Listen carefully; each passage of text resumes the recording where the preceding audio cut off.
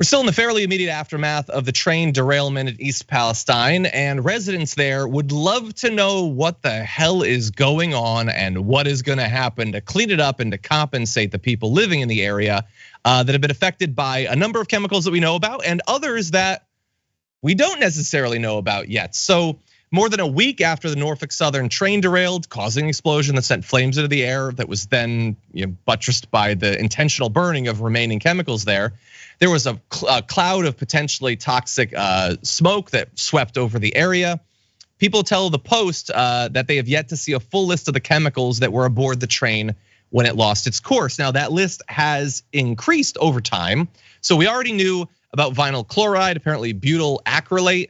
And now is the part of the story where I am gonna attempt to pronounce these things that I am in no way trained to do so. But they are important, so we do need to know about them. So I'm gonna say ethylene glycol monobutyl, ethyl hexyl acrylate, and isobutylene.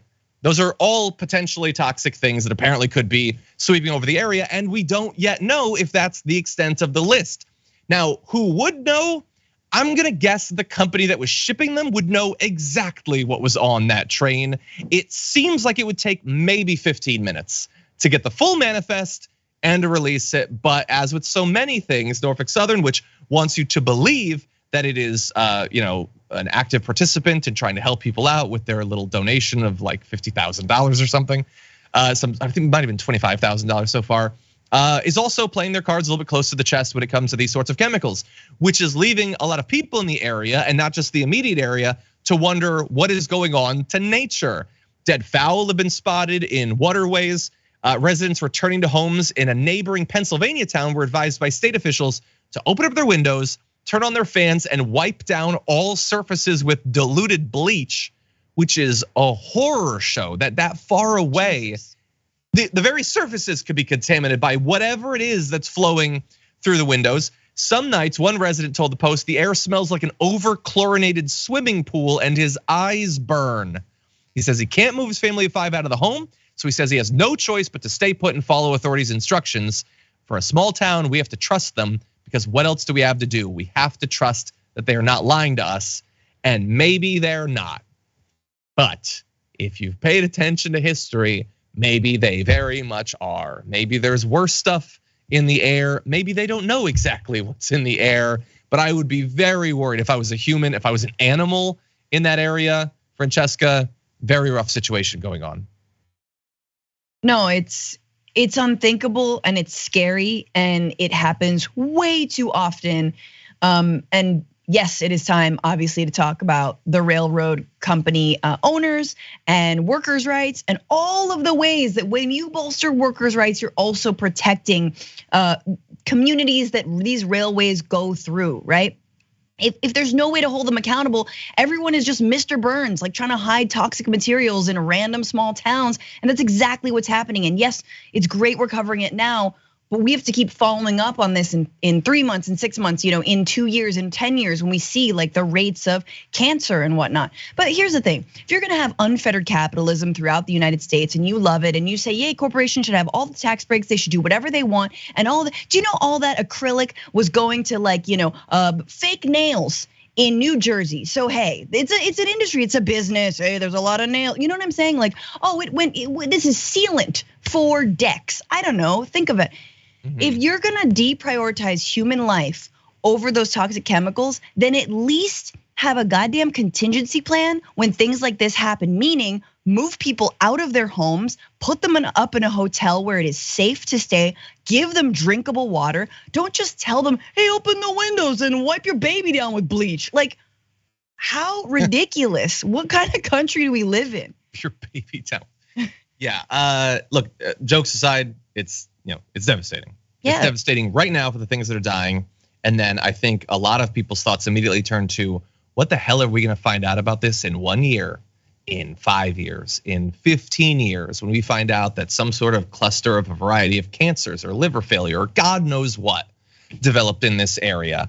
And this appears to be just another case where these companies get to whatever extent we allow them to, offload the cost of doing business onto all of us. Yep. If that railroad company's profits had suddenly shot up by 1,000%, It's not like they'd be sending dividends to all the people along the train route or anything like that.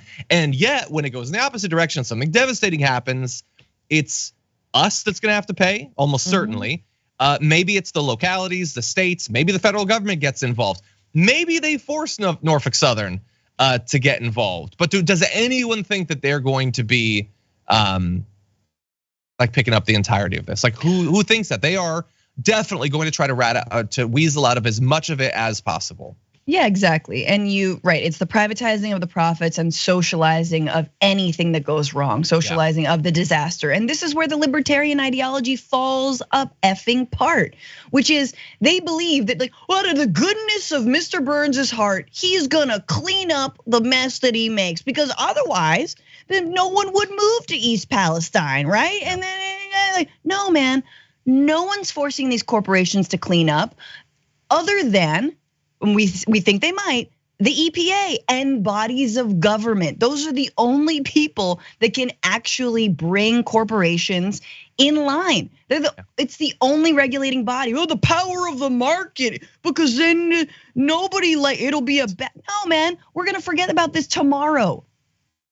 I mean, that's entirely possible. We're gonna hopefully stick on it here. We're gonna see what happens in terms of national media and all that.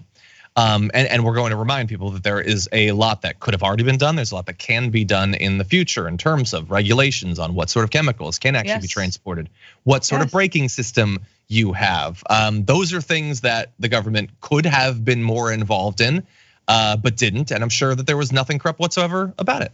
Look, Chinese spy balloon, if you're watching, just give us some hints about how we can improve our rail system. You know, you do it, you crush it over there on the mainland, you know what I'm saying? What's up? So just and by the way, no, I'm glad that you're joking about the balloon or whatever. Remember, like Marjorie, everybody freaking out, like there could be a biotoxin on it. Man, there was a biotoxin on that train, and now it's in the air. Again, could we? Like, I understand that it's fun to engage in hypothetical fear mongering, but let's do some fear mongering grounded in reality, just briefly. How about that?